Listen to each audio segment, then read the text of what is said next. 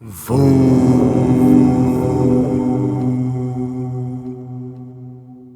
like the speakers to introduce themselves, so everyone here knows the contributions that they have made and are still making to our community. And then the last, I will introduce the seventh speaker myself. I get the honor of starting. I want to thank P.A.P.A and the Patriots Alliance for inviting me today. I just got back from a trip to Boston and Roxbury section of Boston, which you all knows is one of our own little quote African communities. Beautiful place, but I'm sort of tired. My name is Ziyad, and I've been in Camden now for 32 years. I'm originally from Omaha, Nebraska. My legacy goes back to UNIA. My father was the itinerant minister in Omaha, Nebraska in the 1930s. Was very close to and a running partner with Malcolm X's father, Earl Little, there in Omaha. They were both itinerant Baptist ministers and founding members of the Omaha chapter of the UNIA, the Honorable Marcus Garvey's organization. So I've had some contact as a legacy, going back that far. I teach at Rutgers, but that's only one of the things that I do. I'm mainly, for the last 60 years, actually 55 years, I need to correct that, about 55 years, I've been involved in some sort of religious activity that is progressive religious activity that has to do with religious activism. I like to call it Black liberation theology. You can call it Black power theology. You can call it socialist communist theology. You can call it a whole bunch of names. It's about revolutionary change from the religious angle. And Marcus Garvey, of course, is one of our honored ancestors who we look back to in terms of at least three things. One, in terms of I have a Christian heritage. I was a Christian minister for 8 years in the Church of the Living God, Christian Workers for Fellowship, which is a holiness church, Pentecostal church, that was started in 1889 down in Little Rock, Arkansas, by William Christian. And it was the first Christian church, actually, way before the AME church and way before Garvey, to come out and say Jesus is black. No, and this is the evangelical church in the South. It wasn't an urban church in the North that did this in 1889. That whole congregation of evangelicals, black evangelicals, not the white evangelicals, but black evangelicals, sharecroppers, mainly, had that tradition. And out of that Arkansas soil came that church. So I was a minister in that church for 8 years. And I transitioned from that church when I went to seminary at the University of Chicago, Lutheran School of Theology at Chicago. Transitioned to Islam as I moved to New York City from that particular church. I took on my Islamic name. My former name was Reverend Tony Watkins. And so if you look at you're looking me up, you got to look up both names, and you'll see me all over the country in various locales: California, Salt Lake City, Utah, Denver, Omaha, and so forth, and etc. Anyway, my position is I like to recall that legacy of Marcus Garvey that has to do with traditional black religion, but also has to do with the transition from traditional black religion into what I call civic, patriotic black religion that has to do with values that are higher than any particular obeisance to a savior as we know them in the traditional African Americans worship forms, okay? And the allegiance then being to the new Africa, or the Africa redeemed, or the highest values of not God, but the redemption of Africa. I need to talk about that. Thank you, brother. Do elders in the room have permission to speak? Yes. Thank you. My name is Onaje, Muid, and it's truly an honor to be with you today, not only because of this distinguished panel and the audience as well, but it happens to be my father's birthday. I ain't even finished yet. Happens to be my grandmother's birthday. And happens to be Marcus Garvey's birthday. You know, it's a thing in terms of when you look at how things are placed, right? So, my father, my grandmother born on Marcus Garvey's birthday, and then my father dying on Martin Luther King's birthday. I don't know if that's destiny, providence, what it is, but I tend to pay attention to those kind of things. To distinguish history from heritage. History is facts and figures and information. Heritage is the acceptance of that history and the responsibility to carry it forward. So sometimes we get confused between the two, and as a result of that, Black History Month doesn't mean as much as it should mean. And of course, we can go back to Carter G. Woodson and Miseducation of the Negro. I'll say that Yusuf Clyde, who was one of the persons working with Malcolm X, he was in fact chair of the Organization of African American Unity in Canada. Clyde went on to create ICRAM, the International Human Rights Association for American Minorities, the NGO, of which I'm a representative. And you have to give many of his books, but one of them is International Law and the Black Minority. So, not to contradict the brother had said earlier that we know what the problem is, I'm not sure if that's accurate. We are an oppressed nation, but we haven't claimed our nationhood, and as a result of that, we are treated as individuals instead of a nation. Until we, in fact, evolve in the political consciousness of being a people, because you go back to our ancestors in 1865, when Sherman met with those 29 reverends in South Carolina, Georgia, they said we want land, right? And we want protection from those races. And then Sherman said, well, we got all these mules, I'll throw in the mules as well. So you get 40 acres in the mule. But we have to understand in the 20th century, Black people were dispossessed of 20 million acres of land. Until we deal with the land question, we'll be walking around in circles because we're talking about civil rights. Civil rights will not give us an answer. Civil rights is the thing that God has said. They call this thing civilization. Have you noticed? So I'm the NGO representative of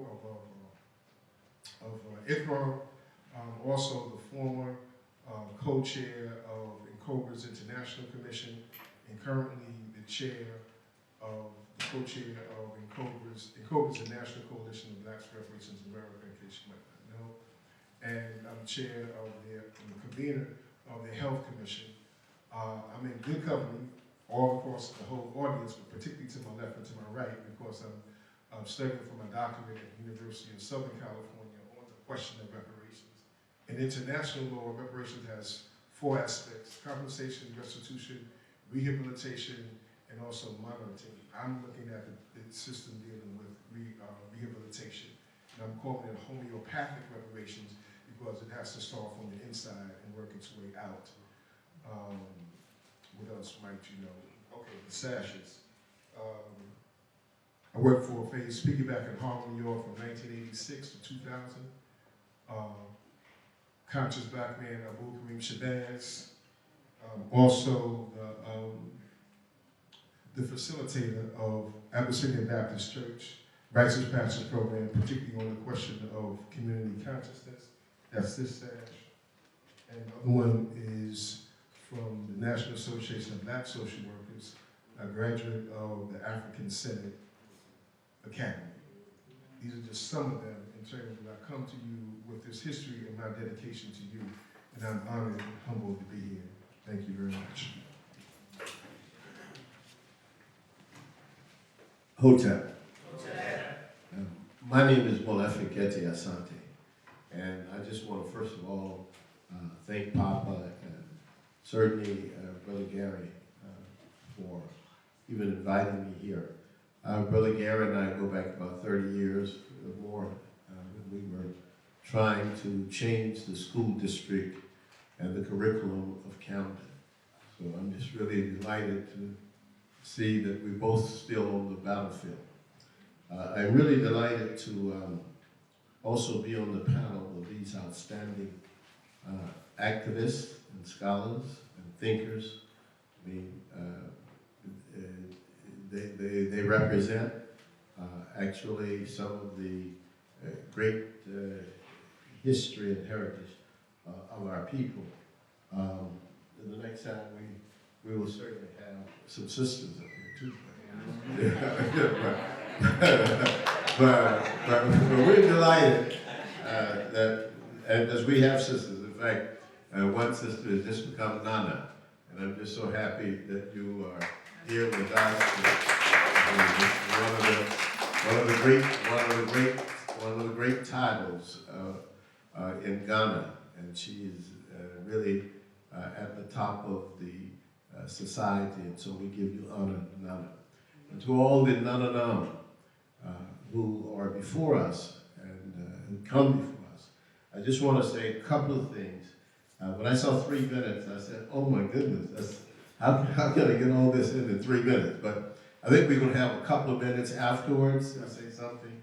But I want to start with solution. But by saying that we don't all know what the problem is, number one. And number two, the solution has to be from ourselves. I mean, you have to remember, 400 years, this year, 400 years, we've been in this North American bondage. And 256 years, we were enslaved. So we were enslaved longer than we've been free. So we are not, I mean, you're talking about another 100 years before we can try to equalize that in terms of the situation that we find ourselves in. And because we find ourselves in this situation, we don't often know how we got here, why we got here. We don't even know the condition, the mental condition of the people who enslaved us, because they had to have some mental problems. And people talk about not giving people guns because of mental illness. Well, we have a whole group of white people who are mentally ill, and this is why we understand the psychopathic racial personality. And that's exactly right. Bobby Wright was correct.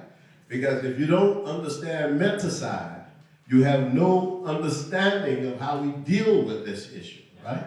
So what I wanted to say was that Afrocentricity as an intellectual and practical idea was that, first of all, African people must act in our own interest and from our own narratives. That's the only way we assert ourselves. We cannot use the tools of white people to liberate black people. It will not happen. And white people will be watching you and making sure that you don't liberate yourself. We call that agency reduction. They are able to reduce your agency. When you assert yourself, whether you're in a corporate situation, academic situation, social situation, NFL, wherever you are, and you want to assert your independence, there's some white people who are going to create an agency reduction formation. So the situation is serious, and I'm just going to say that I'll talk more about Afrocentricity. My nieces, I just want to say this, my nieces, Chelsea and Oziana, and my nephew, Brandon, are the great-great-grandchildren of Mary Turner. You may not have heard of Mary Turner, but Mary Turner was a black woman in 1917 who was lynched in Valdosta, Georgia, and she was pregnant. And they split her womb open, took out the fetus, threw it on the ground, and stumped it to death. I come from that history. I know this place. I have been here. I live here. I know America.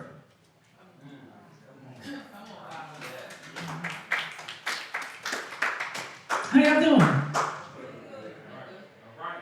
I have the pleasure and privilege and learning from the great Dr.Molefi Asante. So, you know, they say, come when the fire is warm. So I'd like to display for you why they call me the rapping professor and give you some of that fire in the contemporary context and see how we are teaching Afrocentricity in a way that can resonate with the current generation. Because a lot of times I see beautiful crowns of gray, but not enough youth when the truth is being spoken. So I say, I used to pray to speak like this, to peeps like this, and Singer, and Martin, queens and kings like this, in the back of a paddy wagon, cuffs was on my wrist, thinking, man, our ancestors had it worse than this. When our dreams take hold, our nightmares are through. It's time to marry our destiny, and I say I do. For its freedom, we gotta see it with a clear-eyed view, so that ancestors could bless us like we said, achoo. But you gotta read. Let that breathe. For they come for me, I'm getting deep. I never let no fear get in between intended targets. Literally finish what you started. They love us deaf, dumb, and blind, but they hate it when we get smarter. I went and got it regardless. Vision it like an artist. When the struggle gets harder, remember, you the hardest. Be a god or a goddess, put people over the prophets. You pay no mind to them cowards. I tell my haters, I got this. See, I know that my mind is power. See, I'm speaking to take us higher. Back in Temple, we bring that fire, so I keep it real so the chosen can be inspired. Now, when you got your mind right, then the hate increase. They blaming it on sagging pants and copping beats. So I murder beats from the streets to the barbershop. Fans be like, yo, man, your balls are high. You gotta pop. If you ain't talking about uplifting, what we talking about? Real gangsters move in silence. You see, some talk a lot. I'ma use my words, and I'ma use the word on my grind until we get what we deserve. Now, get up. Hold up, wait a minute. They thought we was finished. They took away the money for our schools and for the prisons. Flexing on my haters just like P.A.P.A with his spinach. Double in ya, I'm a G. I make a movement, making millions. Type to come with them Garvey and them Asante quotes. Melissa Harris Perry, some Ta-Nehisi coats. Some Mark Lamont Hill for their young minds to glow. If some names y'all ain't recognize when they Google that, where you go. Cause this more than about bill money or just keeping it real. When those who brought this truth before me been killed. They caught around that put them down. They in the ground, no joke. So I come to make this clear for y'all. No mirrors and no smoke. Yo, all I know is learning. When it comes to me, I got books on Afrocentrics. I got books on Dr. King. Got my BA2 inmates. And I got my PhD. So every time I give a lecture, I be turning up the heat. Yeah. Just change energy up a little bit. So I work at Temple University, Department of Africology and African American Studies.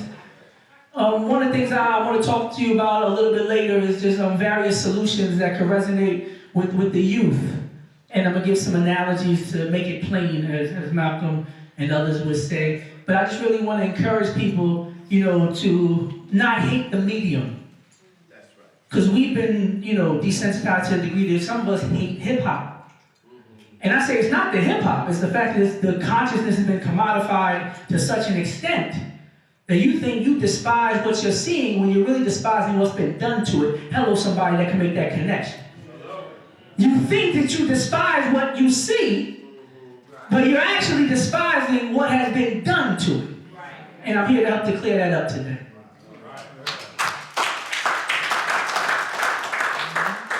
Thank you. First thing I want to do is ask the elders if I have their permission to speak. Thank you. It's hard to follow that introduction. Great job, great introduction. My name is Isaiah Lewis.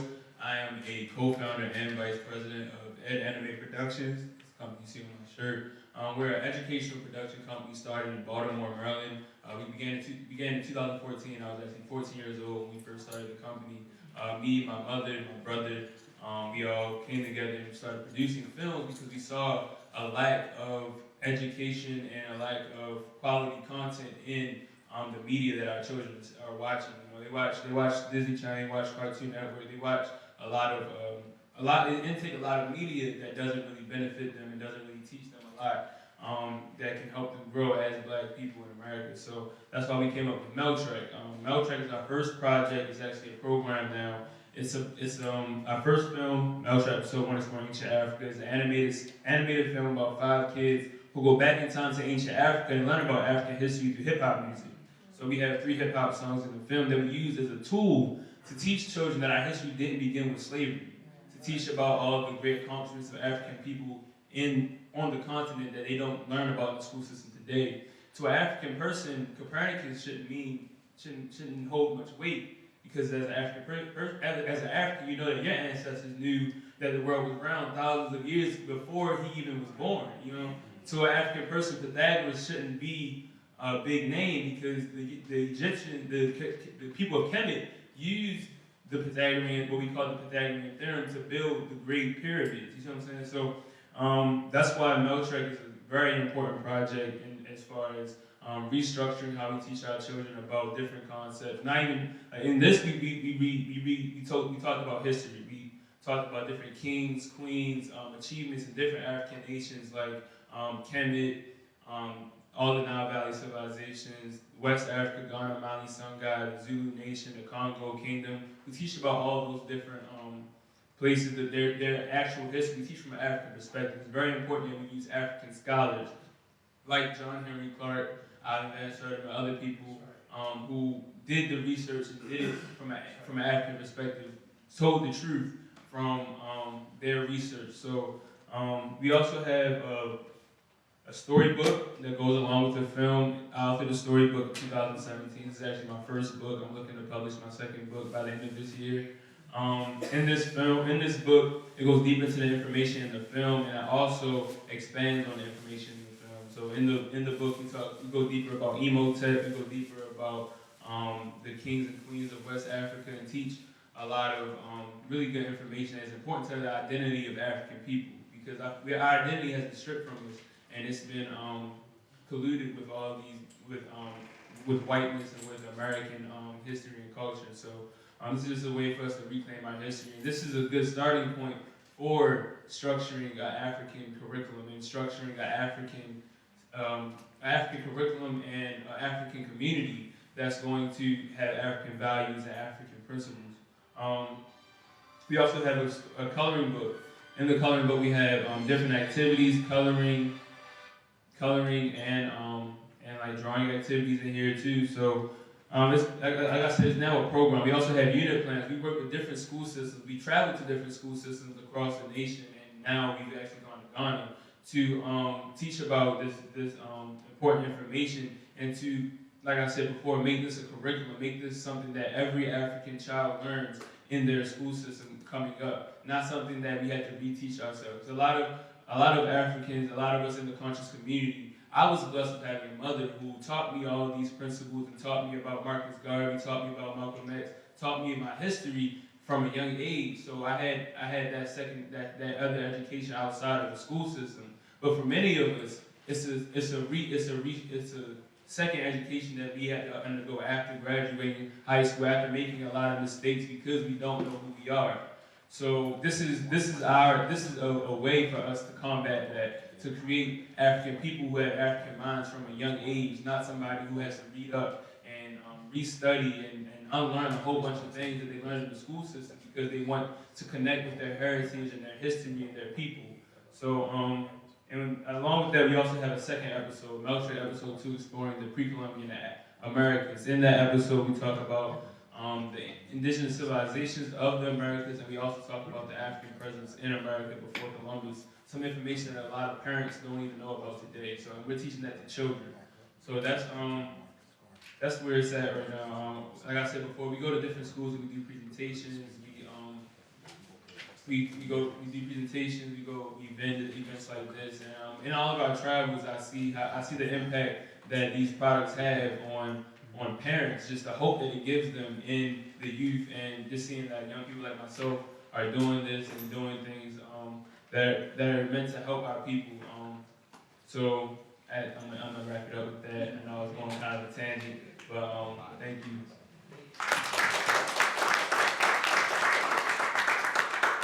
How's everybody doing out there today? Good? I just want to say that I am very proud to be a part of this esteemed panel. As the last speaker, I was thinking about, or introduction speech, I was thinking about what is the common thread between everybody up here. And we all come from very different backgrounds and have very, different ways of doing it. But everybody up here is teaching. Like, from down the line, if you go into exactly what they're doing, they're trying to reprogram what people are doing. I come from entertainment, like a world of entertainment. I went to school for film. I work in the music industry. I have a media company. And the last 2 years, I started a project called Voodoo Man, which is a multimedia experience. It's an album, it's a YouTube series, a documentary series. I'm doing interviews with different people from different fields. I'm talking to everyday people, professionals that work in this at all times. And the purpose of it, when I started it, was I wanted to try to meet people where they are, especially younger people, because YouTube is where everybody's at. Everybody goes on YouTube every day. That's where they get their information, misinformation, their entertainment. And I think it's important to try to blend information and entertainment, like he's doing with the DVD series for children. So Voodoo Man is essentially a re-education, starting with the origin that we aren't slaves. We come from a rich history of people of power, people of knowledge, and it brings it back to where we are today and how that not understanding that part of our history has impacted us today, and how all the systemic things that we are facing today come from this lack of knowing ourselves and knowing who we are and knowing that we should be united on a lot of different issues instead of fighting each other, instead of allowing different mindsets and different belief systems to hold us apart from each other. So what I'm trying to do is essentially bring us all together with information, have some entertainment value, and just unite the African diaspora, because I think if you could do that, if we can bring all that, like they were saying earlier, it's more of just not knowing ourselves. It's a lack of information. It's a lack of knowledge of self.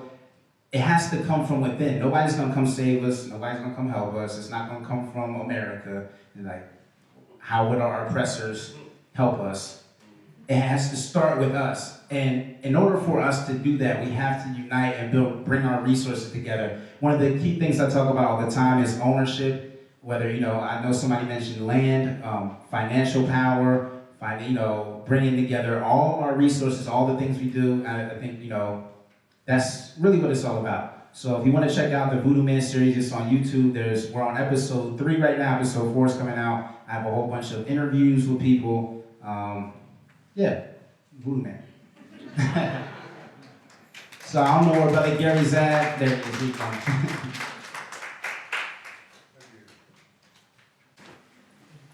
One flag, red, black, green.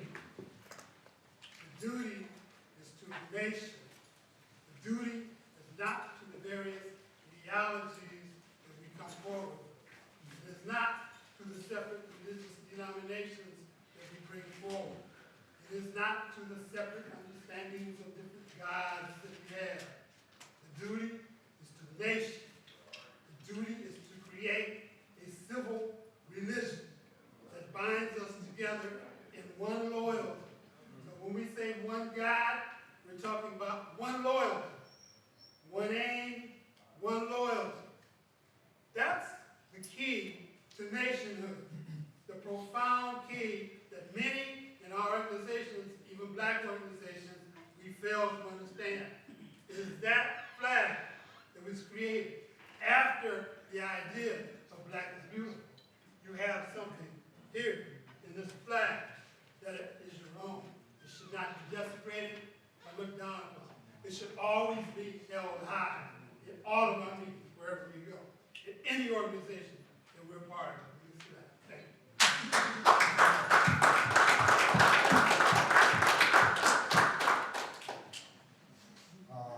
At this time, I think everyone knows in the panel that we all stand on the shoulders of great men and great women that have carried us through for us to be sitting here today as independent as we are. At this point, I would like to discuss the issues that Brother Mark has brought up, as well as where we need to go. It's a new thing that I heard in rap some years ago. It's like, don't speak about it, be about it. We've been speaking about it for a long time. When are we going to be about it? So we have these brothers here to lead us that way and get into this whole discussion. And we also have these young brothers here to let us know what it is we're doing wrong and how we can make it right. So as we move along, I'm going to start with Dr. Asante. Okay, Ashe. I used to play this every day, this Marcus Garvey speech from 1922, every day in my car, and I would cry every time I heard it. Because one of the things that's clear to me is that he loved us more than we ever knew. And in fact, people say Jesus loved us, I don't say that. Muhammad loved us, I don't say that. Marcus Garvey loved us. And it is the strength and the power of his understanding of the world in the 1920s after the so-called First World War that gave him an appreciation for nationhood and for understanding several things. And I want to just talk about him in terms of what I see as his legacy, because I don't think that we have abandoned his legacy. And I think that he was quite correct when he said, and it was beautiful, would I not go to hell 1,000,000 times for you? And I've often said that too to black people. I would die for you. So if this man felt this much for us, that I would go to hell for you 1,000,000 times. Can't you just understand what this message is? It's a very powerful message. And he was clear. And not only that, but he said, remember that he said, in life I may be defamed. He said, but in death I shall be a terror. What has he become? He has become a terror to white supremacy, even now. Because we were just, Dr. Smith and I were just in Camden, in Egypt, last week. Garvey's understanding of the Nile Valley as African in 1922 was so clearly imprinted on our mind. When you look at the Sphinx, you're looking at a black man. When you see the building of the first pyramid, you're seeing Imhotep's work. That's right. Garvey understood that what white people did was to demean Africans and to create a situation where we were shaken to our roots because we didn't know much. They didn't allow you to read or write. They took the books away. And if someone taught you to read or write, they would imprison that person, you see. But look, here's what I think I learned. And I think this is the message. We run an organization called Afrocentricity International. It's a worldwide organization built to bring into existence Afrocentric institutions. And this organization now has about 50 chapters all over the world. It's a very small organization. We got a brother here who's a member. Very small organization of conscious people creating a sense of conscious synergy.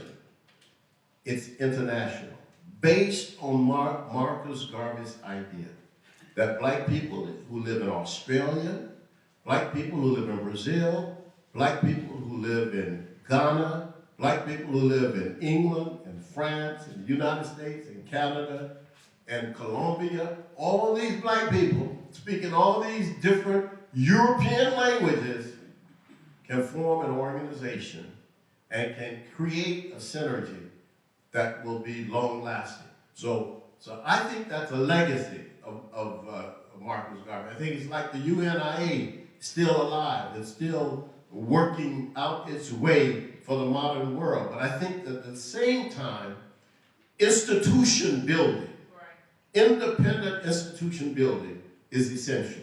And that's why we built the Molefi Asante Institute on Germantown Avenue in Philadelphia. It's not funded by the government. It is actually a private organization, independent organization supported by black people. That's the Molefi Asante Institute. And we did that because, like Garvey says, nobody has to do this for us. I'm not asking white people for nothing. No, we don't have to ask it. And we're not a beggar people. We don't come from a beggar history. They created beggars. Look at this. White people have, their average wealth is $170,000 for a white family. That's how much they own in property, boats, cars, bonds, and stocks. The average family, $170,000. Black families, the average wealth is $17,000. That includes our houses, our cars, but the average wealth of black people, $17,000. The average wealth of white people, $170,000. How did they get that way? That's right. It's not because we're not geniuses. We are geniuses. It got that way because white people designed it that way. In fact, in 1840, the greatest wealth that white people held in this country was Africans. If you own, as George Washington did, 300 enslaved Africans, that was your wealth. Not only did you own that wealth and human beings, but they also worked for you till they died. Till they died. So you worked us to death once you owned us. So in a sense, you dispossessed us of our wealth, dispossessed us of our labor. So when we talk about reparations, we're talking about restoring justice. And that's why we talk about rehabilitation. I said, yeah, rehabilitation, but restore us to the place that we would be at. You know, when we were enslaved in 1849, white people had already bought up all the land. In 1849, they had gone to California with the 49ers to get gold. And while they were getting gold, we were in bondage. So then they say, you're equal, you're free. No, you dispossessed me of my labor for 246 years. You have not only dispossessed me of my labor, but when I was able to get land and property and wealth on my own against all odds, then you take my land away from me. You run me out of Georgia, run me out of Oklahoma, bomb Tulsa, and the Black Wall Street. So everywhere Africans look, you got that problem. So the institution, I just want to be quick on this now. The next one is, so institutions, you got to continue to create institutions. I don't say that we have failed, Marcus. We just haven't gone fast enough. But we have independent institutions. This is P.A.P.A is going to move and is moving in that direction. But there are thousands of organizations, black people, who see what the problem is. But I think there's another problem, a real problem. Religion. I see it as a major problem. And that's why Afrocentricity International, following what Kwame Nkrumah said, and what Marcus Garvey understood, until we are able to pray to a black God and bow to black ancestors, we will still be looked at as second-class citizens. Why isn't it possible for black people to honor a black God? What's wrong with that? Everybody else honors gods who look like them. And why do we end up following the Arabs or the Europeans or the Jews? That's Garvey's question. Aren't you men and women just like everybody else? Don't you come from a history and a culture? That's why I tell people, I'm neither Jewish, nor Christian, nor Muslim. I'm an African. That's my religion, it's my faith, it's the way I practice my life. And if you can't do that, then you're not quite on the road, in my judgment. Secondly, or the third thing, the United States of Africa. You talked about that. But it is now something that is in actual progress. I worked for years as a consultant in Africa with the African Union and also with the country of Senegal on this issue. And let me tell you something, that right now we have an African parliament. We haven't solved everything, We have now in Ghana, for example, they're telling people you can come back. That we have now a situation where people are saying that you don't have to have visas to go between African nations. It's being worked out on the African continent, even though in the diaspora we still talk about, well, we need to have, no, the people understand that. In 2004, I went to a meeting in Abuja in Nigeria in which I discussed this publicly with 5 African presidents who were a subcommittee of the African Union. So people understood we got to be moving in that direction. However, we can't move, it seems to me, in that direction until we understand that Africa would be the richest country in the world once we have the United States of Africa. They have more mineral resources than any other continent and any other nation. Not only that, but it would have one of the largest seashores in the world. Because, so shipping around the continent, on the Atlantic side, as well as on the Indian Ocean side, is massive, massive. It would be a country with the 2nd largest population in the world. It would be, I mean, Africa now, as Marcus was talking in 22, it was 400 million. Africa now has 2 billion people. The largest city in the world is an African city. Lagos, Nigeria. 28 million people live in Lagos. The 2nd largest city in Africa is Cairo, 22 million. So you're talking about a country where the average age in Africa is 19. Compared to the average age in Europe is 49. You're talking about the future of the world, is Africa. That's right. And this is why we have, I think, white supremacy showing its most violent edge. Because people have backed themselves into a corner of thinking that they're pure, and that the only pure people in the world are white. You have to be all white.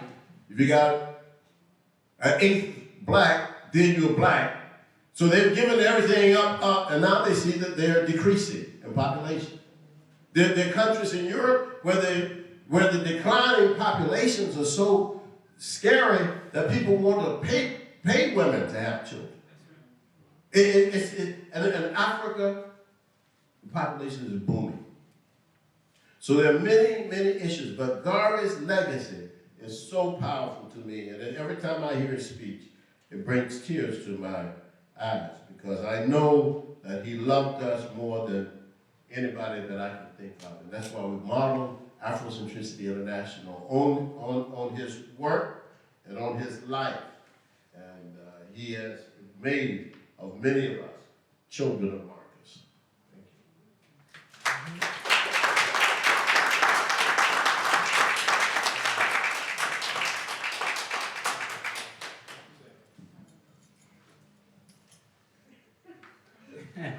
I guess I'll take it.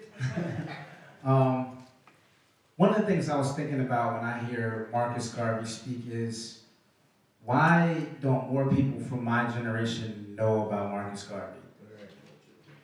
And it's true, they don't want us to know, but that has to be remedied in many ways.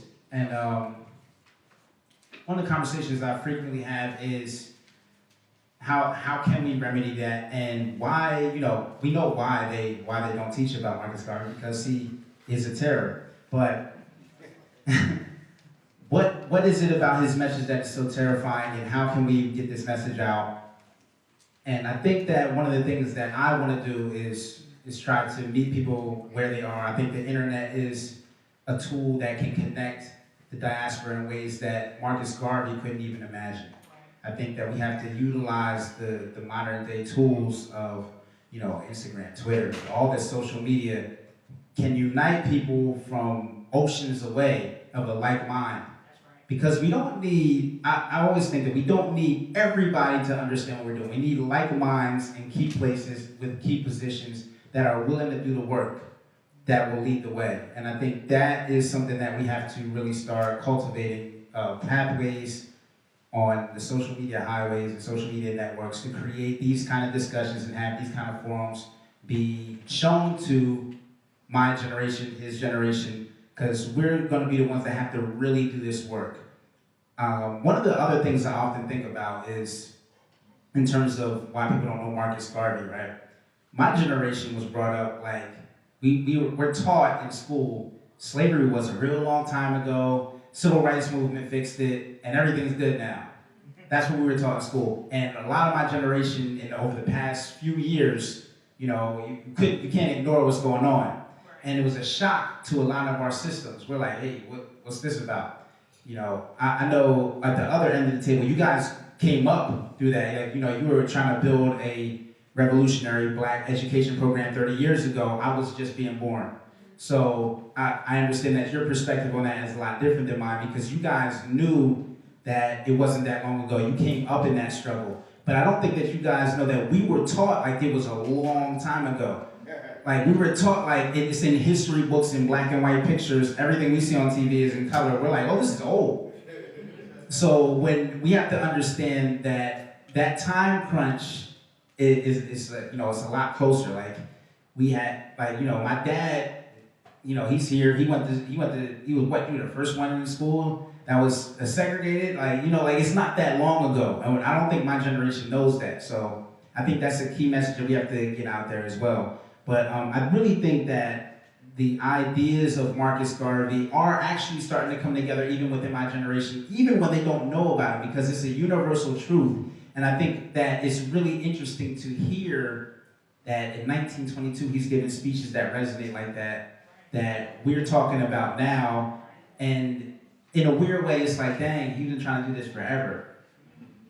But I think now we actually have the tools and the resources to make these ideas come to fruition in a way that, we don't need to buy 3 boats. We have so many different ways to communicate, so many different ways to connect, and that's really what I'm trying to do with what I'm doing, So I'll pass it back down that way. I'm gonna just speak for a second. I'm just gonna talk from a perspective of my generation, from what I see in my generation. I see that a lot of us are go-getters. A lot of us are about getting to the bag or getting to making a better future for ourselves and for our family. But with a lot of that enthusiasm, there's a lot of misdirection too, because of our education. So we've been taught to go out here and aspire to be great things, but we haven't been taught the principles that's going to make it a great thing for all of us. That's why we see Jay-Z become the first rapper billionaire. We see that as an accomplishment for all of us, but we don't realize that that's not accomplished for all of us unless that trickles down and really impacts the fabric of our community. You know what I'm saying? So that's why, especially I go to Howard University right now, so I see a lot of people so I see a lot of people my age that are doing great things. I see a lot of people my age who have a lot of passion, and they support each other, they support black businesses, but they don't have that central principle that's going to bring them back to the nation, back to the flag, that's going to bring their accomplishments back to our community. So I feel like there's a lot of individualism in our generation. You're right, a lot of individualism in our generation, a lot of individualism in our communities, and I feel like education, our school systems, our families is also very important in teaching and creating a generation, even if it's not my generation, but the next generation. We need to create a generation that has that go-getter mentality, but also has those principles that's going to bring it back to us and bring it back to our people.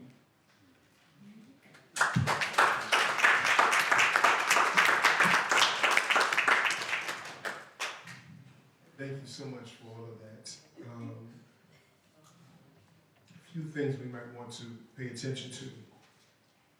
In 1884, 85, you had the Berlin Conference. They cut up Africa, slice and dice, right?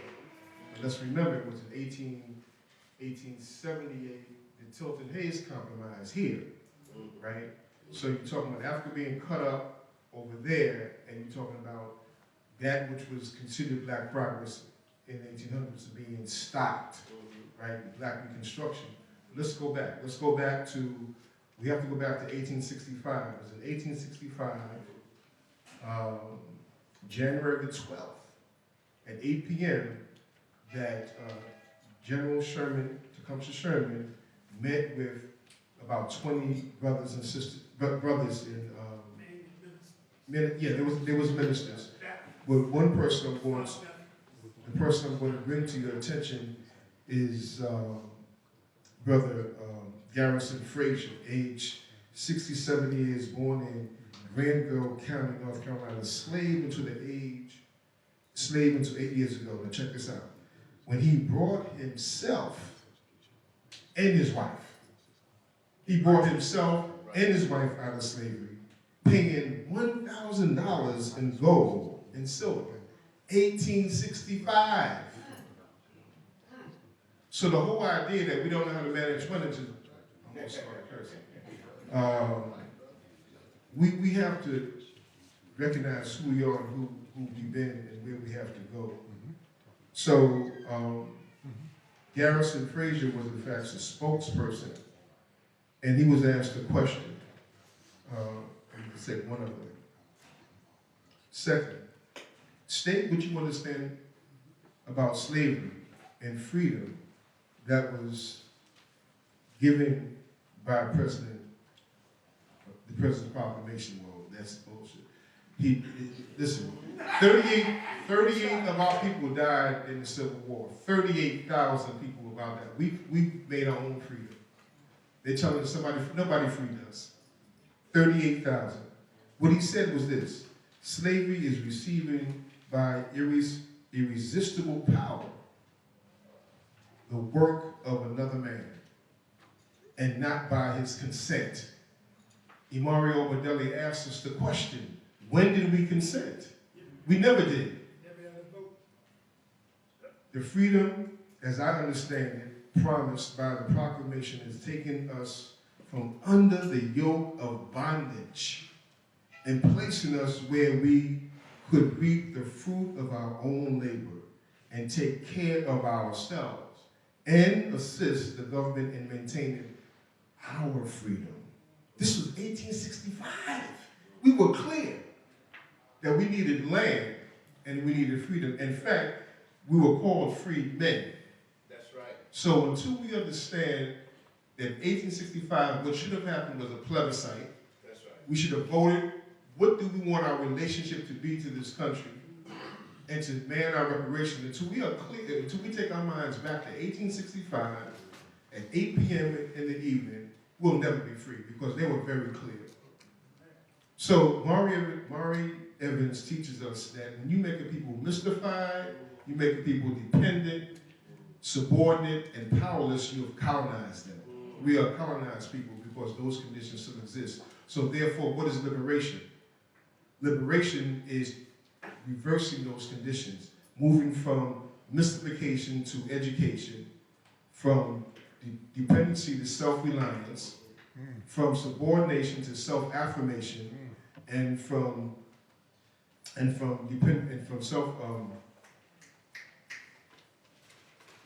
dependency to self-determination. Moving from powerless to self-determination.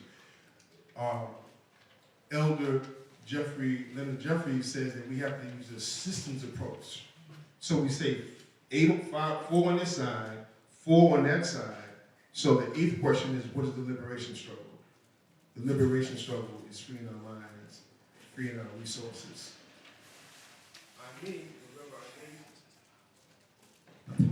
Remember, our needs is that we started with Muid, we started with truth, but we left it and we had to return to it through the process of Sankofa. Returned back to truth, to Muid, forgot about it, and moved back into Muid. But of course, it was interrupted with the Ma'afa. The Ma'afa is the great tragedy that our people are still going through. It's not over. So in the period of Sankofa, we're in the period of Sankofa to reclaim ourselves. Use the wired, okay. All right. Well, now it's working. Maybe it was me. So humans have 4 possibilities and 4 possibilities only. 1 is consent. 2 is relationship. 3 is empowerment. 4 is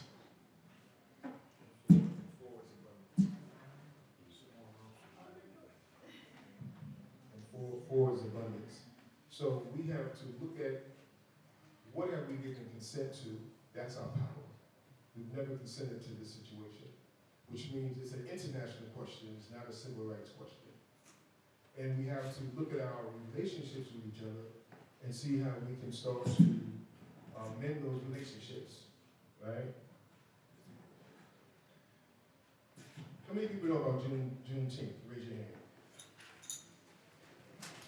How many people know that slavery was declared a crime against humanity? Raise your hand.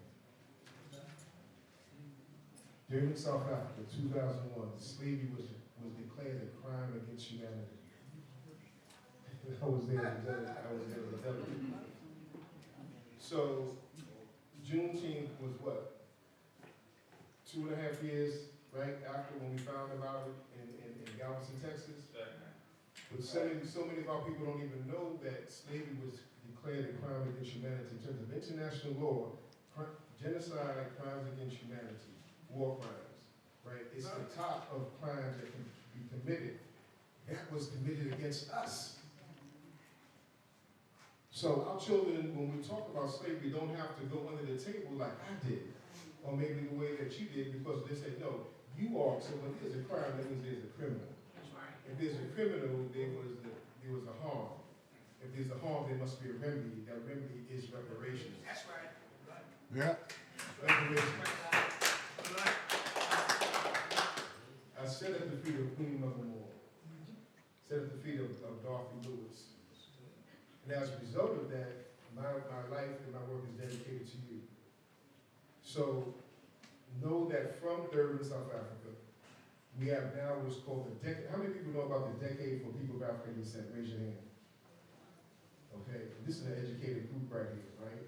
So that's not a combination, it's just we need more information. The declaration is 2015 to 2024 with 3 principles: recognition, justice, and development. Every conversation we have, we need to bring those 3 things into the conversation. Any conversation from now until 2020, 2024, you should be asking, what am I recognizing? What needs to be recognized? What's justice in terms of this conversation, and what is development? If we're not doing that, we're staying exactly where we are. Those 3 questions gives us the conduit to where we have to go to get our people moving. Elon Graff, who was a student of Carlos Cook, who was a student of Marcus Garvey, said that when everything fails to organize the people, conditions will. In closing, let me say that, what was the difference, what was the link between Marcus Garvey and Callie House? Callie House was a sister who said that you didn't pay us during slavery, so give us our pension. Right? You need to do some research on Callie House. 1890, and she was arrested for what? She was arrested for using the postal system for fraud. And guess why Marcus Garvey was deported? They used the same strategy to deport Marcus Garvey. So there's a link between Marcus Garvey and Callie House. We need to bring this information to our people. In war, what's the first principle of war? Anybody know? What's the first principle of war? What? No. The first principle of war is to decipher the person's communication system. So you know everything they're doing in the counter. Intelligence. And isn't it interesting that Maury Evans says the first thing is mystification, right?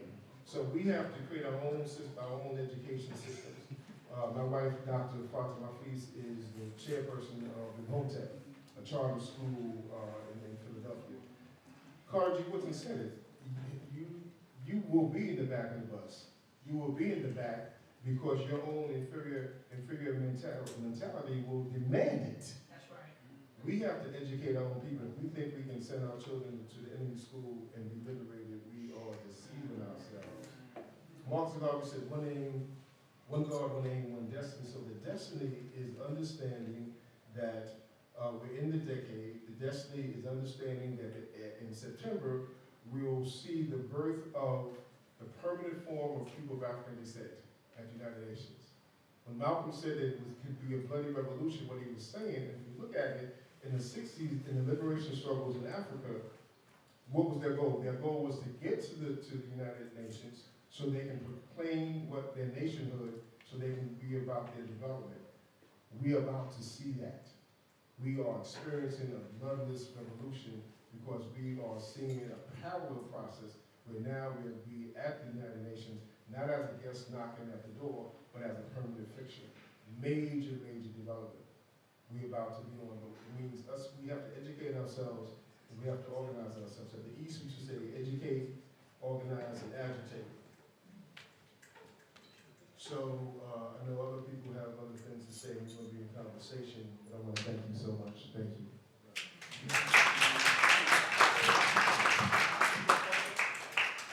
I don't know if this, can I ask a quick question of the panel? Because you talked about this a lot. Reparations, right? What does that look like tangibly? Because we all know that we deserve reparations, but how can we, what is the ask? And who are we asking? Because I'm always suspicious that America, no matter what we ask, is not going to give us anything. Like, why? I don't trust that. I don't know.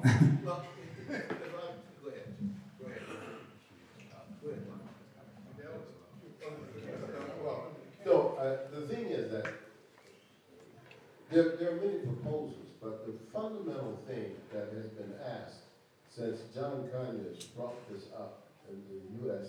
House of Representatives is for a commission to study it, you see? Because we can come up with a proposal. People come up and say, well, maybe there should be free education for all African Americans in the,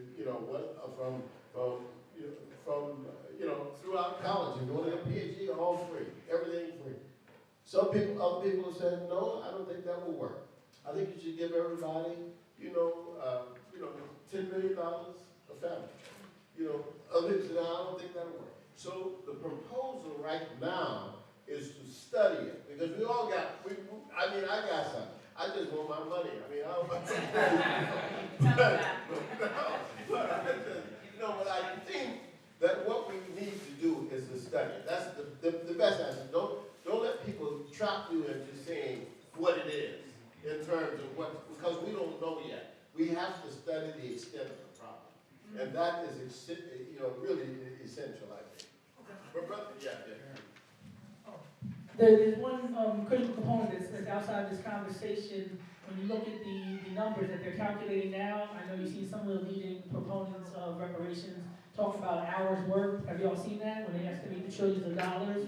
So talk about different figures, and a lot of that calculation comes from a lifetime of exploited and free labor. Now, when you look at the legal system, and if you look at restitution, and a lot of times when you see somebody shoot somebody's dog and then they give the person $1 million, somebody smacks somebody or rapes somebody and give them $10 million, they don't calculate the trauma. They don't calculate the violation of men, women, and children.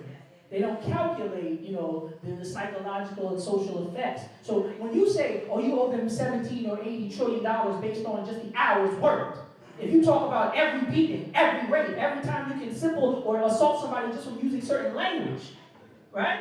If I curse you out, you say, oh, you insulted me. You can charge me. So if you're beating me and raping me and breeding me and calling me out my name every day, that's why people fully understand that no matter what it looks like, they don't have enough to pay. That's right. That's right.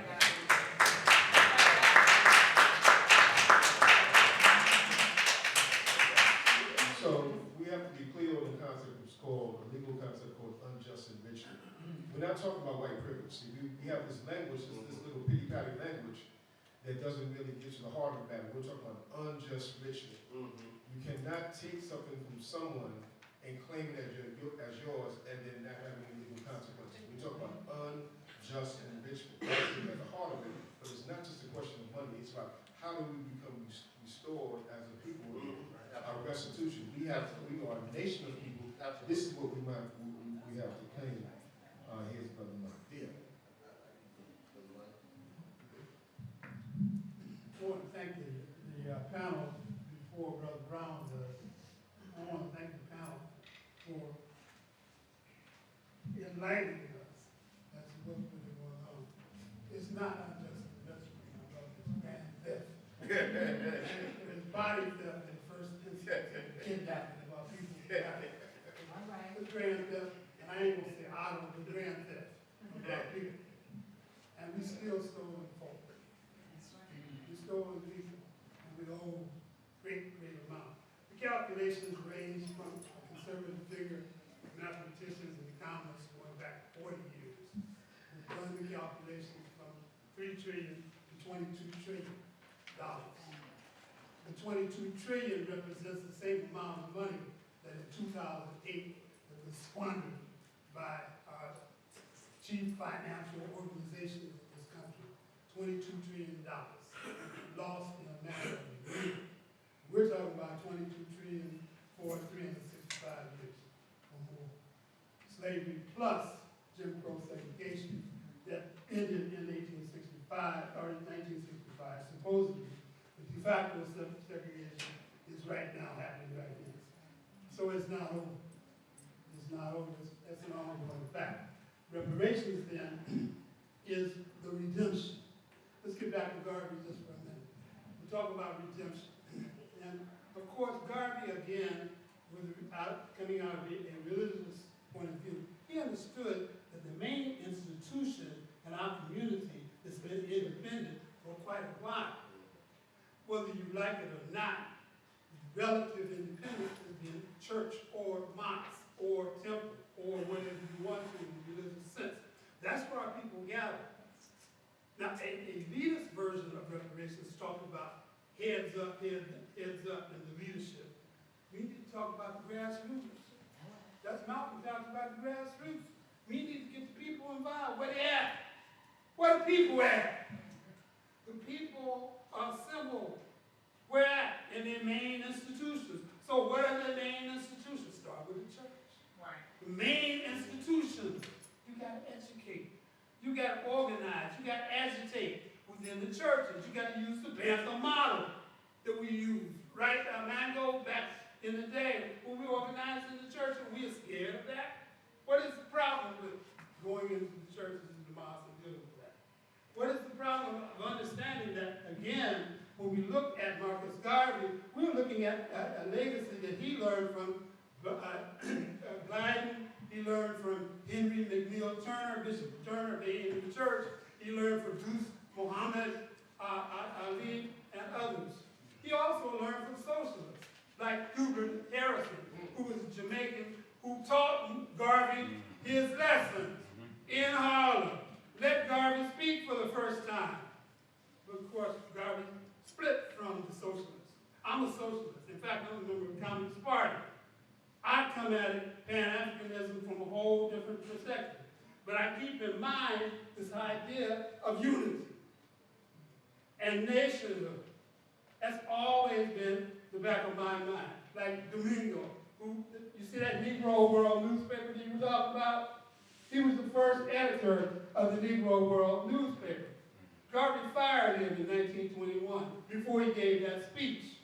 Because Garvey, his vision of what we're trying to do, followed the line of black capitalism, which is up to a point okay, but we can't go with that.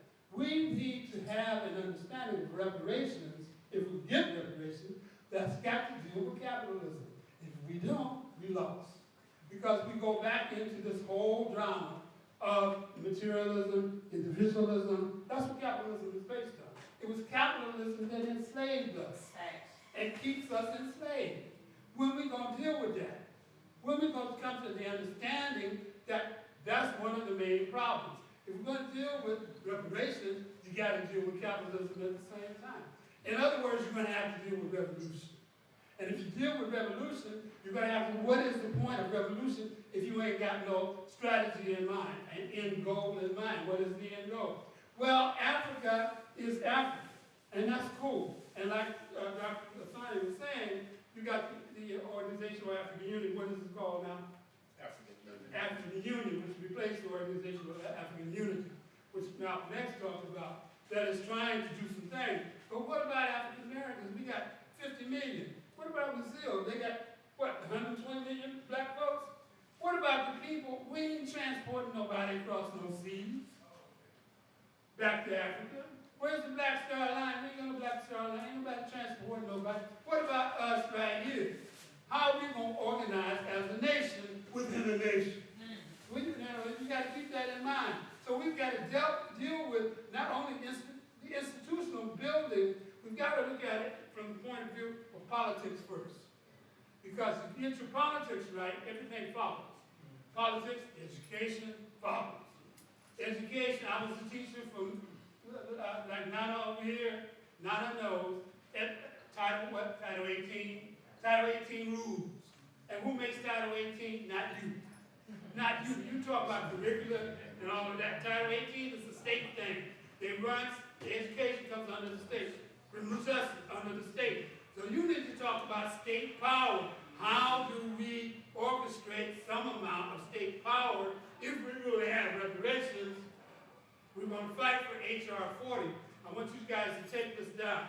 H.R. 40 is the congressional legislation that Congressman Conyers sponsored in 1989, first time. And he sponsored every 2 years. Now, Congressman Sheila Jackson Lee is the main sponsor of H.R. 40 now, which is the Reparations for African Americans Act and Recommendations Study Bill. Okay. And then in the Senate, our own Cory Booker. Cory.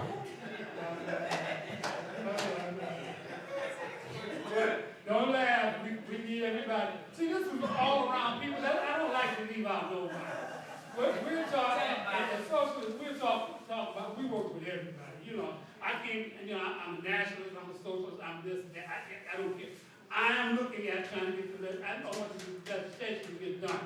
So I work with everybody. We need to move this issue. In the Senate, it's Senate Bill 1083. Cory Booker is the first time we've ever got it over into the Senate. There are now 14 co-sponsors. In the House, we have 112 co-sponsors. The first time that has ever happened. We need everybody to join in writing.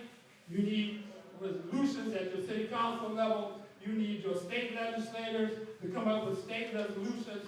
You need your school boards to come up with resolutions, et cetera, et cetera, et cetera. We need, what is his name, D. Norcroft, Donald, whatever his name is. Donald Norcroft to get off his butt and co-sign the legislation. We got, so, to keep that ball moving. I would like to then propose that that's a step in the right direction. It is not the solution, but it is a step, and a forward step, in which we've got agreements from quite a few organizations, including the NAACP, which has signed on nationally, and very local chapters have signed on to this legislation. Many black churches have signed on to the legislation. Now we got to get them people who signed on to get up off their ass and move the thing. Because signing on is just a matter of saying, what you need is to do everything that you can do in all your organizations to move that legislation. Okay? Let's be clear. South Africa, what brought South Africa to its knees wasn't the sanctions that was sponsored by the United Nations. What brought South Africa to its knees were what people were doing, not accepting their goods. What brought Portugal to the knees during the 1970s in terms of revolutionary struggles in Guinea-Bissau and Mozambique was boycotting Matus, right? It's what we choose to do. So the power is with the people. The people have to get behind this and start to organize. That's where the power is. The power isn't in the legislation. The power is in the movement. And so we build a strong movement. And remember, we cannot forget, and unfortunately not too many people understand or know about COINTELPRO. The counterintelligence program was state terrorism, a program designed by the federal government, by the FBI, to ensure we would never have a Marcus Garvey again. COINTELPRO, if you don't know what the counterintelligence program is, you must know what that's about, because we have a consistent war against us in terms of our own people as a people. So our struggle is on a human rights level, it's not on a civil rights level. we have to declare, we have to have a plebiscite to vote what we want to do, but that plebiscite, before the plebiscite, we talk about informed consent. We have to have all of the instruments of the United Nations come into our communities and educate us on what is the Universal Declaration of Human Rights, what is the Covenant on Civil and Political Rights, what is the Covenant on cultural rights. We need to understand these covenants, and that's the kind of discussions we need to have with our people, with our families, and our churches, and our mosques, wherever we are together. So guess what, people? It's on us. That's right. Let me say one more thing before we go. The struggle, and I think we've emphasized it a couple times up here, the struggle is you work locally, but the struggle is a global struggle. We need, when we talk about Pan-Africanism, we need to understand that, as Dr. Asante and others have made clear, that Africans are all over the world. And we take sustenance from those other Africans. We need not get caught up in the Facebook game that's going on right now about, well, we are African Americans and we don't need them other Africans coming into our country taking our reparations and we have taking it from us. What the hell are you talking? Give me a break. Garvey taught us a purpose, if not unity in operation. You have to be united with me if you don't like me, but unite with me because we have a purpose to move on something. And then go back to your corner and love your Jesus, love your Allah, love whoever it is you want to love, but first give your love with that. That's right, Bobby. That's bottom line. That's right, Bobby. Yeah, at this point, we want to have questions. I'm sure there's a lot of questions I out was there. going to do a brief, I didn't really get them. Oh, sure, now. I made a mistake. I forgot I was looking at some academics and I started passing the mic. And I was thinking to myself, where did these brothers park? Because I don't know what time. No, I took down some notes. I just want to share really briefly. I actually got my stopwatch app and everything. One of the first things I was thinking about was the church tradition, the hooting. You know, I know that Garvey was able to implement and utilize the best of the tradition of the black church. And if you listen to the tape, you know, as Dr. Asante did, in the beginning of the audio, you can hear people, you know, screaming, you hear audible gasps, and it's almost like an exorcism, a rhetorical exorcism of certain distracting, or what Dr. Asante called dislocated demons.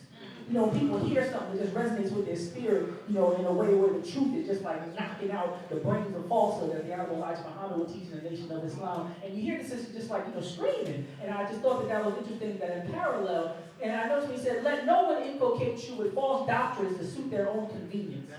I say that all my classes are designed to teach people a good game. You know, a lot of the sisters understand this. I used to work in the clubs on the radio station all the time. And I became a master scientist, you know, of socialization. You know, a sister can see a brother across the room, you know, with the lights low, know that the brother's looking at her, or if not, her friend will be on post and say, girl, don't look. I'm going to go over your shoulder for you and let you know that you don't want to turn around. Right? And before the brother even comes over, you know, she'll say, let's just go, right? Because it's something about the spirit. You know, like when the birds, you know, go different ways, the bird don't look back and say, I'm about to make a left, you know? It's a higher level of communication. So when people tap into that higher level of communication, then they can peep game. You don't have to have a conversation with somebody, you know, talk about why I'm a white nationalist or whether somebody's racist. Once you can resonate on the spirit and have the spirit of discernment and, you know, properly and rightly divide this word of truth. There was a song called Me and My Girlfriend by Tupac Shakur. I teach a class called Tupac and the Hip Hop Revolution. And he says, look for me, lost in the whirlwind. Right? And I said, there's no other person on the planet that I ever remember talking about being in a whirlwind except for the Honorable Dr. Aaron. I said, how are we not using what we have to get what we want? Back to the ratchet analogy, good game, right? How can you forsake a man who had the attention of the world, the only person to have a #1 album while being in prison? And they told, we want to reach the youth, we want to save the youth, we want to connect with the youth. I said, the youth was listening to him. That's right. And he's talking about Garvey. The same way that Bob Marley is quoting Garvey. And I said, we don't want to put the pieces together. And we want to be so academically arrogant and ignorant that we can't even take people to higher levels of consciousness, utilize the things they already understand. So one of the things you can look up is Trump and Tupac 94. And Tupac is talking about Donald Trump in the 90s, and he's talking about, being an individual and the problems with that rugged individualism, that Eurocentric, way of thinking about the words. And you will be like crush, crush, crush, step, step, step, me, me, me. You want to be like Trump, right? This is well before he talked about being the president. And Tupac was saying the dangers of this. He was talking about how can you live having a home with 50 rooms and you know there's somebody out in the street with no rooms. The same way that Garvey in the audio was talking about, how can you even have a sense of honor in your spirit to give the Afrocentric analysis? How can you be at peace knowing that there's so many people without, right? There's a song called Self-Destruction where they talk about kicking the science. And I was thinking about it while he was talking. Anybody remember Self-Destruction? One of the less quoted verses was by a man named D. Nice. My name is D. Nice. He only had one hit, but he's great. But he said, it's time to come together in unity. Because if not, we're assumed to be self-destroyed, unemployed, be raised, be lost without a trace or a clue of what to do is stop the violence and kick the science. He was saying, we must teach our children science. Like so anybody watching on, you can just YouTube it and you can do a whole breakdown of the verse. And one thing I want to talk about was this idea of being worshiping a black God. Shout out to my Hebrew Israelites, because they're going to say, all you got to do is read the Bible. That's why I listed Solomon 1, 5, and 6 when he talked about I'm black but comfy, and talked about the gates of Kedar. And Revelations 1 verse and 115, which talks about, like brass burning in the furnace. Woolly hair, eyes of fire, flaming fire. And Psalms 86 and 2 said, ye are gods, children of the Most High God. So we can, even if we don't subscribe religiously, even if theologically we're not in line with certain understandings, we can use these as tools of conversion. Drug dealers do it. They meet you where you are. Heard you going through something. Heard you just got laid off. Right? I got no something for. No, it's free. It's free. It's on me. Right? When the last time you see one of us give away some free books? If you don't implement the same strategies as your enemy, as your oppressor, or as your competition, you can't expect success or liberation or victory. If you got somebody out the street right now giving away a bunch of stuff for free, what do you say? I'm your mother, I'm your daddy. Like anything you need me to be, I'm ready. But we say, oh no, I'm credentialed, I can't go there. I need an honorary, I can't. So KRS-One, he's a rapper, for those that don't know, please look him up. But he talked about the gruff, the spirit of the message. And he was saying, if you listen to the early rappers, like you listen to Curtis, he say, right? He wouldn't even need to say that. He just say it for no reason. He'd say a whole verse, and then out of nowhere, right? Something, and back to dick. Nothing funny, just. But when he was saying, all right, I was talking to Dr.Molefi with the book you can get out back, support the vendors, right? Don't just talk Pan-Africanism, make sure you live it, right? That's right. People just do all that cheering and walk right past all the black vendors and they go to Walmart. But he has a book called Libations, right? That's right. And he was talking to me about the cop, right? And he was talking about, the connection between Nomo and the spirit and the breath. And I thought about what KRS-One was saying. He was saying it's not just what you say, it's the way you say it. It's the spirit that's in the words. So when he's saying rah, and it's man, let me just stop right there before I get too bad. But the point I want you to see is the ways in which I'm synthesizing these different paradigms and these different methodologies in terms of popular culture. Because the COINTELPRO was successful in taking the breakfast program from the Black Panthers. Started a SWAT program based on a standoff, right? Neutralize people. And one of the documents that says, who should we most fear in terms of being the next black messiah that can galvanize the militant potential masses of the black people? They said the Honorable Elijah Muhammad was powerful, but he was too old. They said that Dr. King was too ingrained in the establishment to have that type of grassroots potential. They said that Stokely Carmichael had the charisma, and had the way. They were looking at people for the potential they had in a King Herod sense before the people even recognized their own potential. So you out here running around wild, not knowing what you're capable of, but somebody else knows that with this level of attention, with this level of courage, with this detachment from the establishment, if you ever woke up, what you could do. So before Meek Mill knew he was in prison, before Meek Mill, other people were watching and hoping that he slipped up before he got wise and woke up. I think we need to understand the sophisticated nature at which we are oppressed. Because if you don't have the same sophistication of the enemy, you can't expect liberation. Thank you.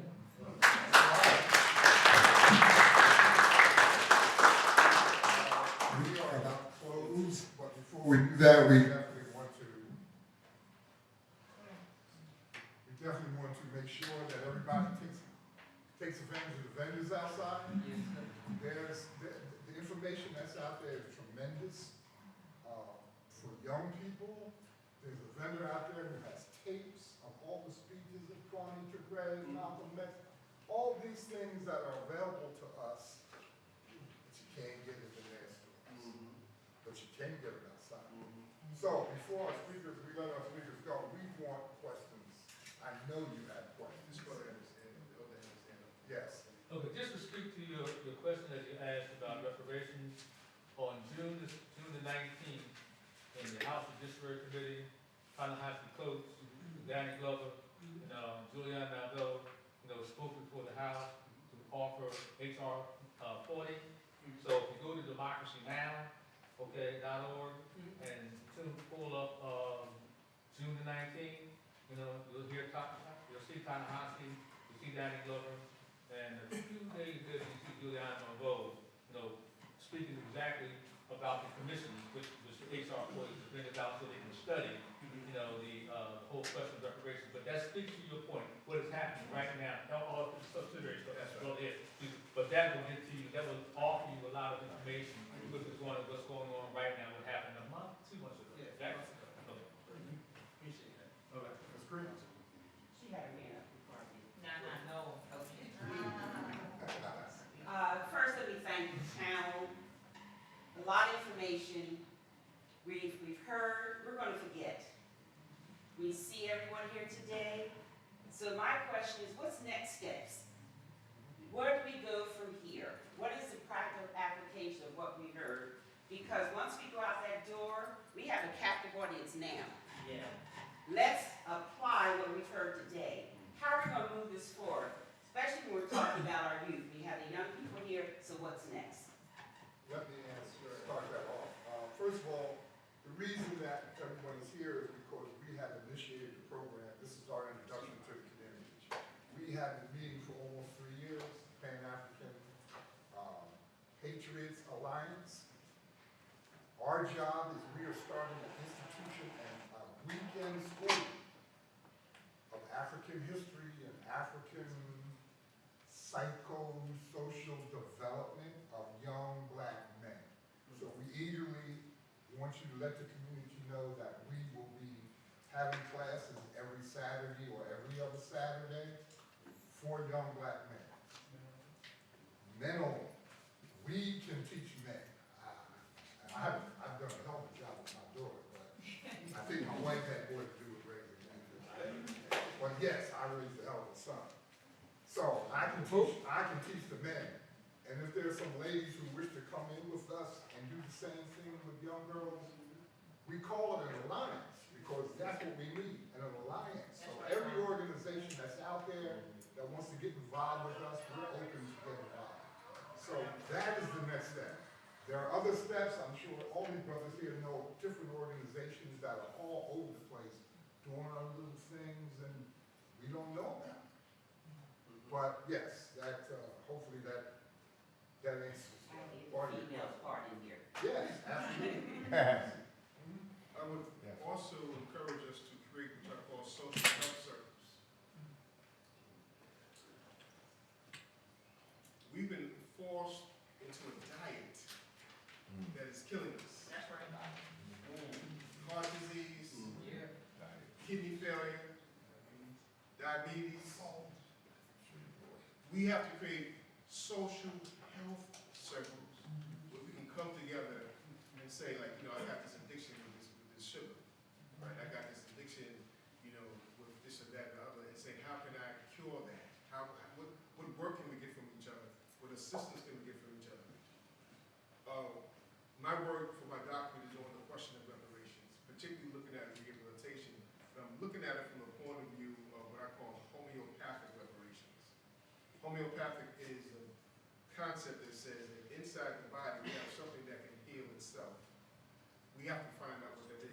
Native American brothers and sisters say have to see ourselves as being medicine wheels, and each one of us has to help the other in terms of increasing our ability to heal each other. Those are the critical conversations that we have to have. Now, in health, there's something called the social determinants of health that says no matter what you're doing on an individual level, if you talk about being unemployed, if you talk about living in a community where the environmental racism, if you live in a community where it's violence, right, all these stresses are coming down on us. We're in a period of time like never before where there's an open conversation about trauma. Never before. People are talking about creating trauma-informed systems of care. We need to do that, but in addition to building that, we need to also know, well, where's the trauma coming from? You know, it's not just a question of the symptom. We got to deal with the cause, and the cause is national oppression. So the next steps is coming together on a small level. I'll give you my name and number. If you choose, if you want me to come to your house or your organization to set up those circles, I'll be more than willing to do that, but that's my purpose in life.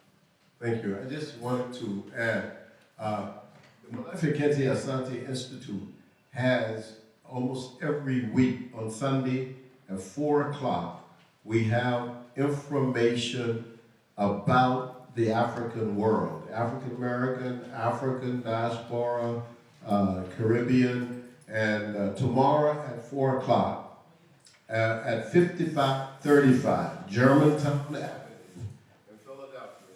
I will be speaking on recent findings in Africa of archaeological sites that give us, again, another level of looking at the African origin of civilization.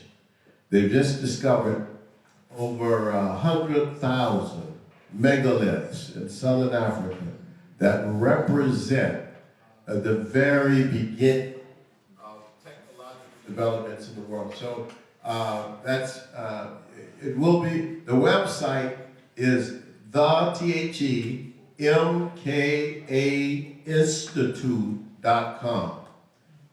themkaainstitute.com, and you will see this information. Yes.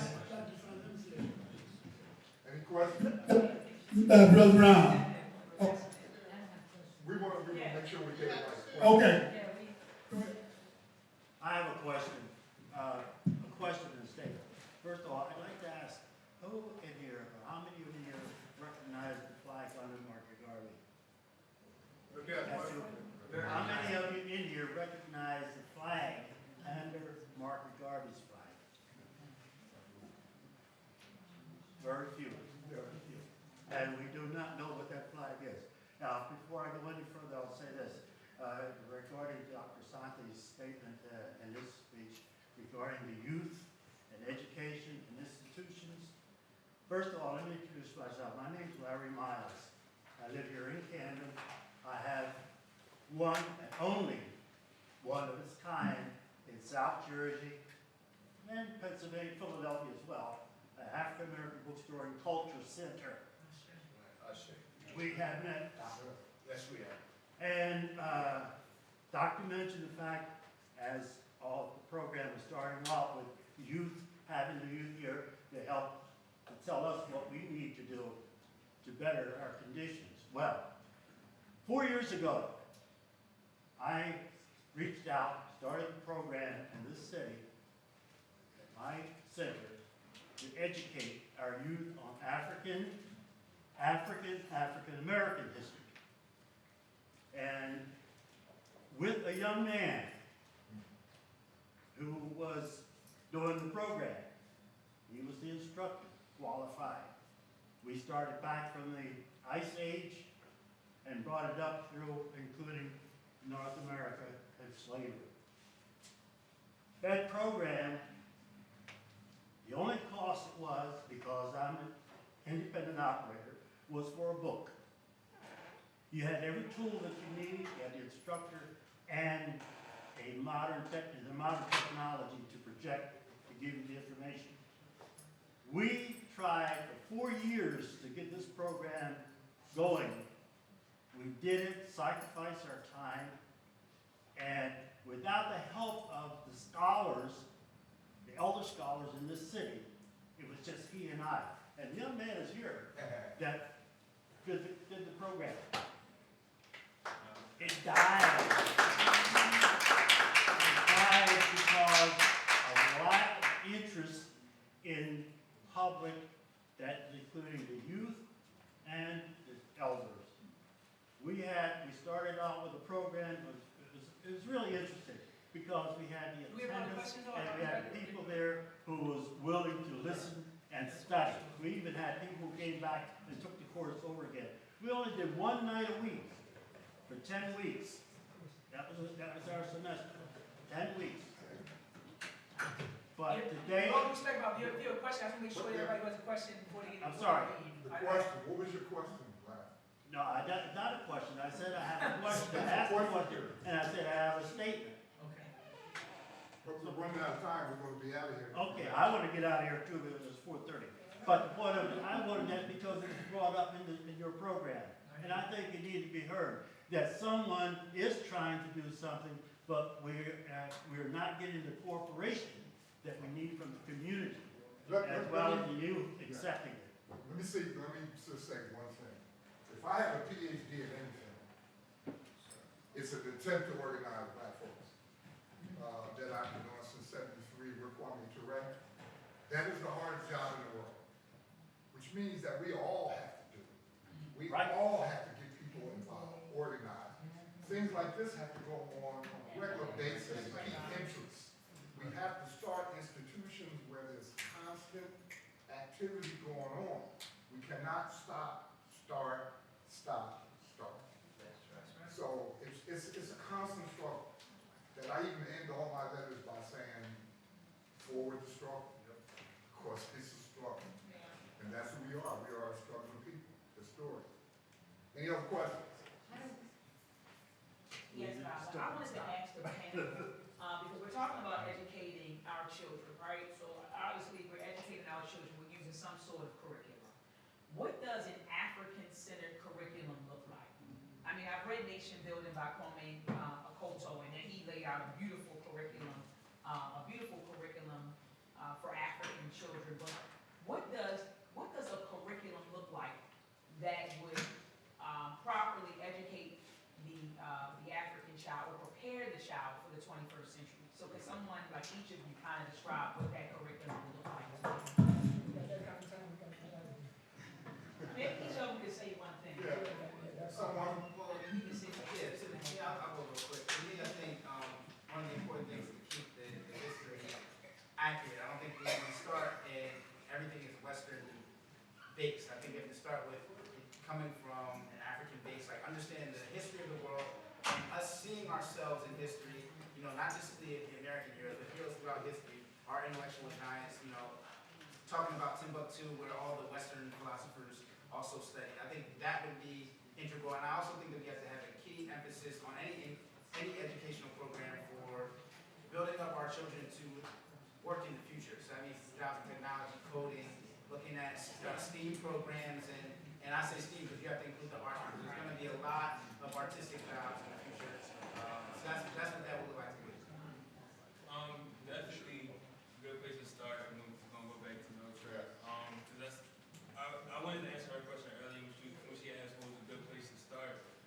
This is pretty much what we created for. This is a good place for your children. Like a lot of African American people, they have to change when they get older.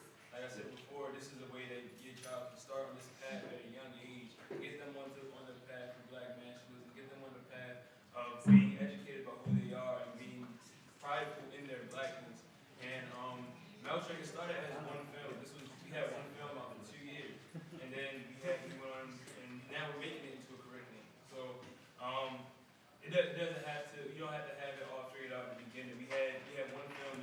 Now we're working on an 8-part series. It's going to teach African history from starting 3,000 years ago. We could go 200,000 years ago, but starting 3,000 years ago and coming to modern day America. So that's what it looks like to me. It looks like something that our children are willing to take in. It's something we have to meet them where they are. We have to meet our children. We have to be able to teach our children in a way that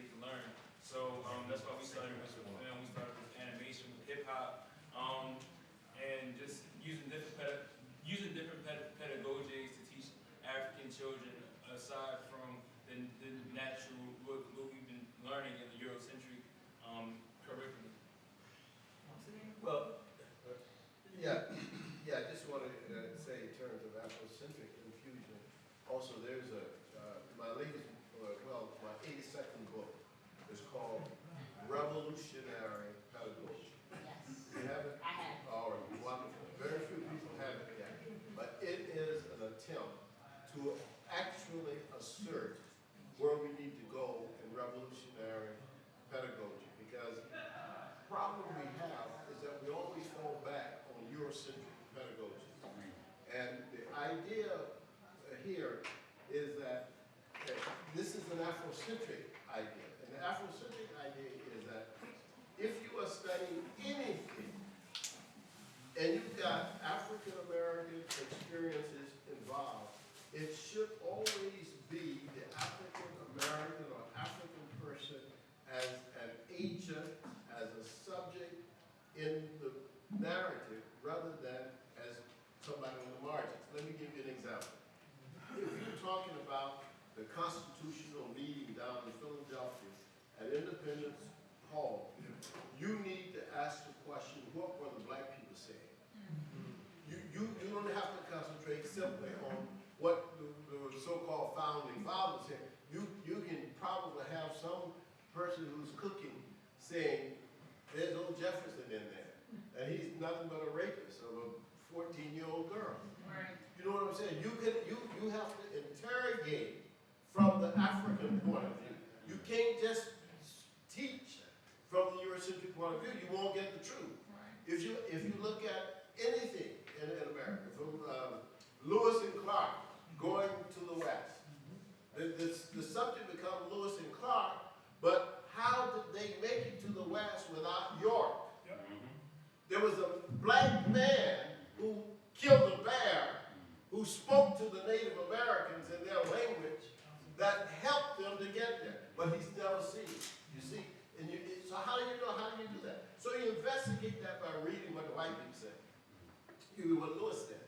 You read what Clark said. And they tell you what York did. You see? But you got to interrogate from the African point of view. So what happens in school, in high schools, elementary schools, is that they're always teaching our children from a Eurocentric point of view. Right. That's why you have confusion about what's the concept of beauty. You know what I'm saying? You have that confusion because the African person, even in our own story, we are not centered. They don't put us in the center of our own narrative. We are, you know, like I read one textbook that said, and really textbooks, they really get me off.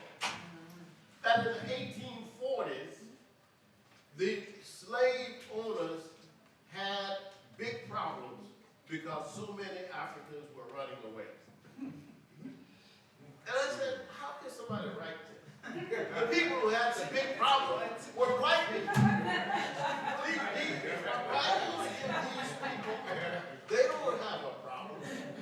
In fact, the thing is that the movement always of the African from his or her location to the margins is the typical thing. So we just talk about mathematics.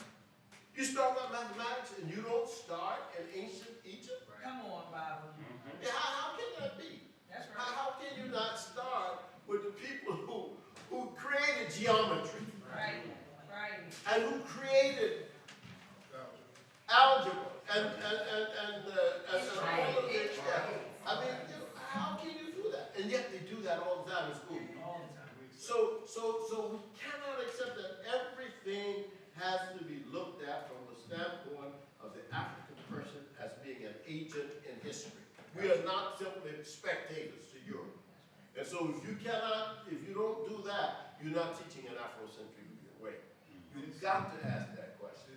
You made a point about there's a problem about the slaves running away. Let's understand, it was Cartwright, Dr. Cartwright, who said those Africans running away had a mental illness. That's right. What Victor told me.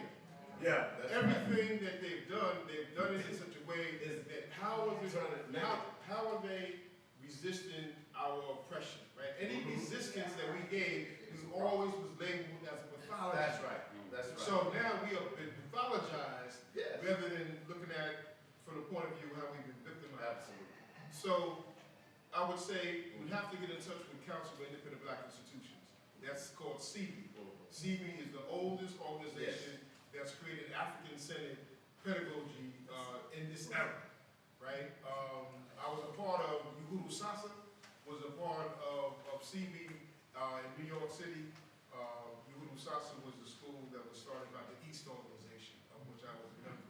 So go to CV Council for Independent Black Institutions, because we have been developing those curriculums for the last, now it's Many years, 40 like years. 40 years or so. Yeah. So you want to go there, number one.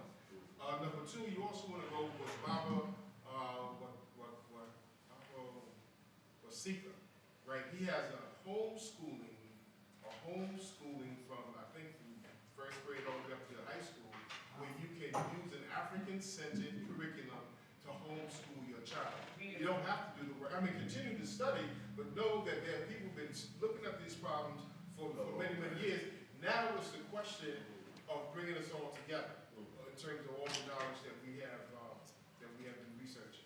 And definitely Google Dr. Edward Robinson with the future curriculum. Yeah. Like I said, people dedicated decades to this, and it's been with the school board for decades. So there's no need for us to, recreate these wheels that are. I talked about his curriculum in the Voodoo ministries too. Like, I think it's the second episode we talked, because I work with Kyle a lot. He did a lot of work with Dr. Robinson. I took a lot of his clips. That was one of his main focuses, how to create Afrocentric education system. Dr. Edward Robinson. Yeah. You got his record from 50 years ago? Yeah. Oh, yeah. He's on YouTube. He's on YouTube as well. Black Rowan? Yep. So my name's Quadro. It's a tree word. We were born on Monday. Run a site called bb2b.com. It's ABIBITUMI, and in the Ghana language it means black power. Abibi means black, Tumi means power. It's a site that we put together with Dr. Onaje. He's the son of Dr.Aaron, Dr.Molefi. It's a website where we can come together and do social media. We have the youth, we have the teachers for the hip hop. It's a site kind of framed. I always say it's not a black Facebook. We're not on there talking about what Jay-Z did and all that kind of stuff. It's a website. We teach African languages. We teach Swahili. We teach Yoruba. We teach Ga. We teach Tree. We have lectures. Come on, Dr.Madhi came on lecture about African agency. The first agency you have is an African name. We teach. We have a person that comes on and does blogs. They come on and do live discussions and things like that. So we built this platform. We have an app. We have a mobile app. So a lot of times we have the organizations like this. We want to kind of bring all these organizations together on our own platforms. We don't want to talk about our problems on, I call it practical. We don't want to talk about our problems on Facebook. We want to talk about our problems on Instafool or Nitwitter, on any of those platforms. Because as Marcus Garvey taught us, we should use the self. Marcus Garvey could have been in the New York Times. He could have been on, there was a White Star line. Marcus Garvey made a Black Star line. So I encourage everybody, if you're in the community, if you're doing things like that, you want to reach the people. We have 8,000 members. We have Dr. Asante's organizations on there as well. We have members in Kenya. We have meetings every Sunday. We talk about a book called Mbongi by Nana Fukia. Talks about black political structure in Congo, how we can make communities that's going to, we need a community to have kids. Children with knowledge need to grow up in a place where that knowledge can surround them. That's right. And encourage them. So it's called bb2b.com. It's ABIBITUMI.com. Join. We have everything on there. We have people on there that teach black curriculums. Person that comes on there and teaches you how to make curriculum. We do homeschooling and all that. So if you're interested in that, Thank you. Thank you, brother. Real quick, I just wanted to say that my media company is filming this, so if you guys ever want to come back and revisit, if you're listening to the name, we're going to be posting this entire event on my YouTube channel. And you can find it. You can search Voodoo Man. It's under the Kingdom page. And I'll put it in its own separate category, so that you can find this. Make sure that you subscribe to the channel. We're doing a lot of cool episodes, but if you missed any of this event, we're going to be posting that. Next, subscribe now. I'll be up in a couple of weeks. I don't have any exact dates, but. Let me say, if anything came out of this, we all need to understand that. Please network. If you heard something, somebody said something that you like, somebody that you want to get with, please talk to them. We need to bring all this together. So we're not out there isolated and only a few of us know about each other. Let's bring this all together. Before you leave, make sure that you touch bases and get involved. These brothers who have done, set up all these productions and have all these things, they need to come together. Let's network. There's a book called 72 Concepts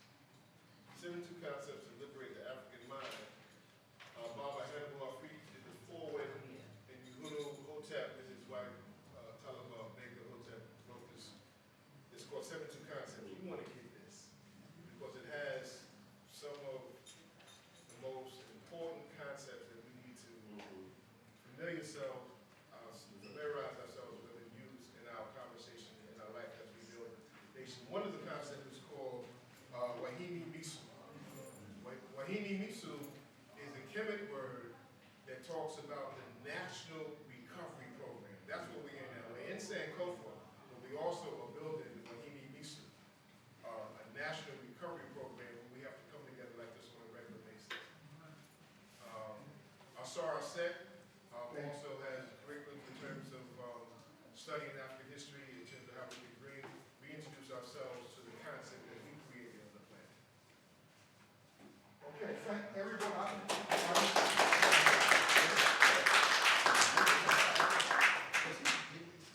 First of all, I want to say this has been a fantastic panel. And I also want to preface my comment by saying that I've been to 5 African countries. The first country I went to was Egypt. I encourage all Black people to go to Egypt.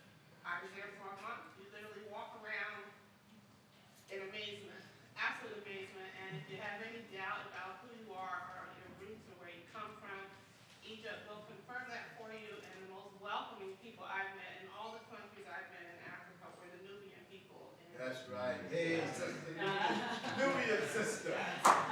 How's it going?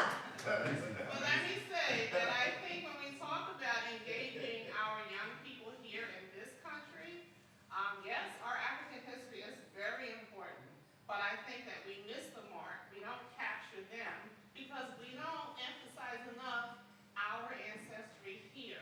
There's a strong history that we have as Black Americans in this country. That's right. And I went to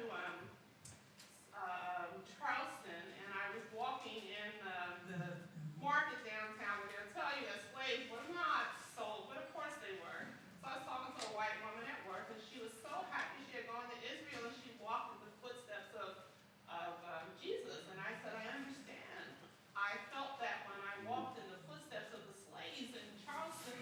And she looked at me like, did you just compare Jesus Christ to slaves? I'm like, yeah. So what I'm saying is, our people here have done some really phenomenal things. And I don't think that we give ourselves, Black Americans specifically, enough credit for who we are and our contributions that we've made. And that's the language that I think we have to use to bring in our American youth. And then, of course, incorporate, Egypt and all the rest of that. But they need to hear that we are resilient people and we are here for a reason. And, no matter what has been done to us, we're still here. That's right. And we will always be here. I really would like to thank everyone for showing up.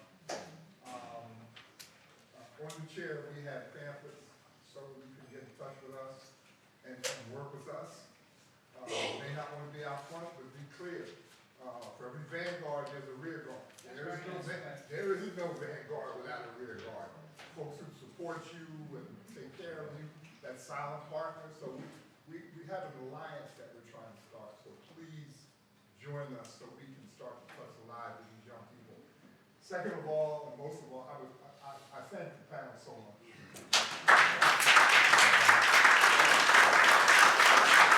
Voodoo.